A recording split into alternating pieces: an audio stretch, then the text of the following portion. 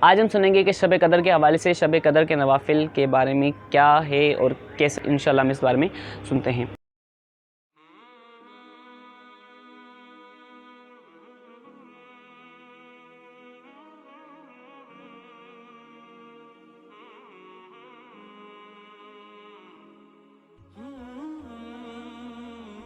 بسم اللہ الرحمن الرحیم، السلام علیکم ورحمۃ اللہ وبرکاتہ۔ ناظرین کرام، آپ کو اپنے چینل پر اسلامی دنیا پر خوش آمدید کہتے ہیں۔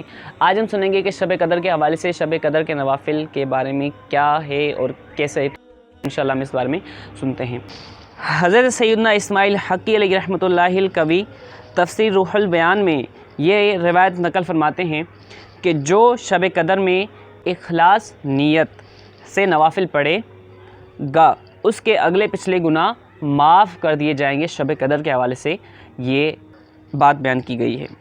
سرکار مدینہ صلی اللہ تعالیٰ علیہ وآلہ وسلم جب رمضان کے آخری 10 دن آتے تو عبادات پر کمر باندھ لیتے، ان میں راتیں جاگا کرتے اور اپنے اہل کو بھی جگایا کرتے تھے۔ حضرت اسماعیل حقی رحمۃ اللہ القوی نقل فرماتے ہیں کہ بزرگان دین رحمہ اللہ المبین اس عشرے کے ہر رات میں 2 رکعت نوافل شب قدر کی نیت سے پڑھا کرتے تھے۔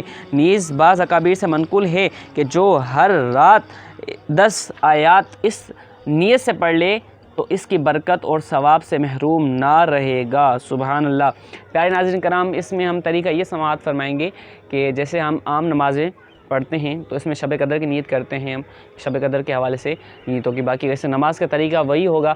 باقی رہی بات جو صلاۃ التسبیح پڑھنے کی جو اس میں طریقہ کار ہے وہ چینج ہے، انشاءاللہ وہ میں آئندہ آنے والی ویڈیوز میں انشاءاللہ آپ کو بتا دوں گا۔ جو صلاۃ التسبیح پڑھی جاتی ہے سبحان اللہ والحمد للہ ولا الہ الا اللہ واللہ اکبر، انشاءاللہ میں آئندہ آنے والی ویڈیوز میں آپ کو وہ شیئر کر دیتا ہوں۔ باقی انشاءاللہ عید الفطر کے حوالے سے پریکٹیکل، جیسے کہ ہمارے اسلامی بھائی جو ہیں وہ عید کی نماز میں کنفیوز ہوتے ہیں، اس میں جو ہے انشاءاللہ میں آپ کو اس بارے میں بھی اس چینل پر ویڈیوز بنا کے باقاعدہ پریکٹیکل کے شیئر کر دوں گا۔ تو جب تک کہ میرے چینل پر نیو ہے تو سبسکرائب کر سکتے ہیں، ویڈیو کو لائک کریں، دوستوں کے ساتھ شیئر کریں۔ السلام علیکم ورحمۃ اللہ وبرکاتہ۔